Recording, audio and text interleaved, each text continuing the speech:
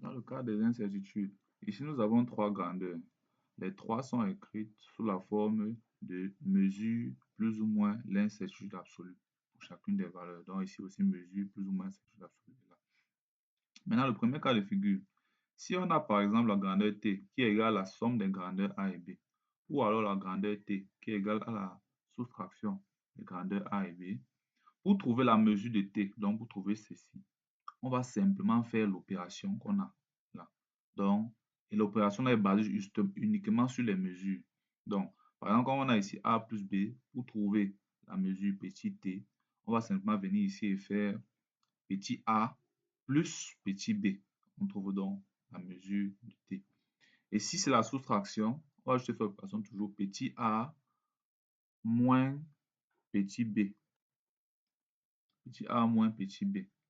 Maintenant, au niveau de l'incertitude, voilà comment ça va se calculer. Donc, si on veut trouver delta t, on va donc faire delta t au carré égale à delta a, le tout au carré, donc l'incertitude absolue sur a au carré, plus l'incertitude absolue sur b au carré. Et ça, c'est pour les deux cas-ci qu'on applique cette formule.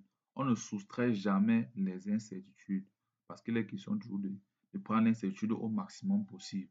On ne soustrait jamais l'incertitude.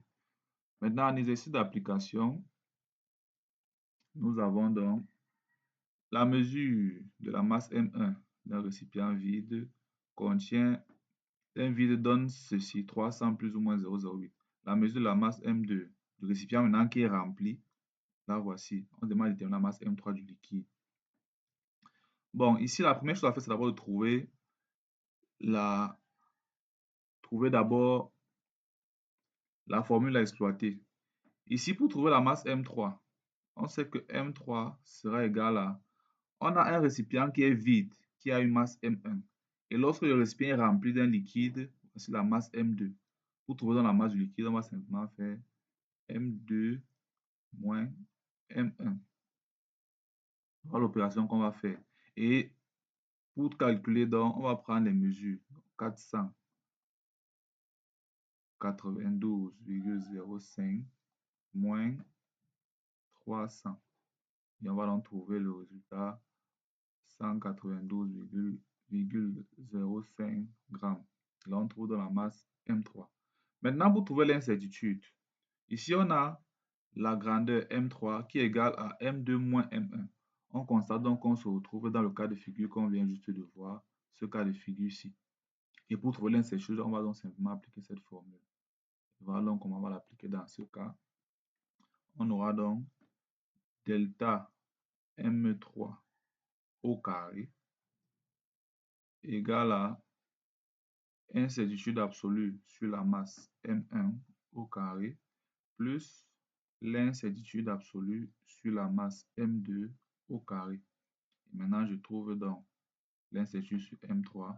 Donc, incertitude absolue sur la masse M3 sera égal à la racine carrée de l'incertitude absolue sur la masse M1 au carré plus l'incertitude absolue sur la masse M2 au carré. Je fais simplement l'application numérique. Ça va donc faire racine de l'incertitude absolue sur M1, c'est 0,08. Donc, je vois ici 0,08 au carré plus l'incertitude absolue sur la masse M2, c'est 0,10. Donc, je vois ici 0,10 au carré. Et là, on trouve dans le résultat delta M2 en grammes. Et on aura donc répondu à la question.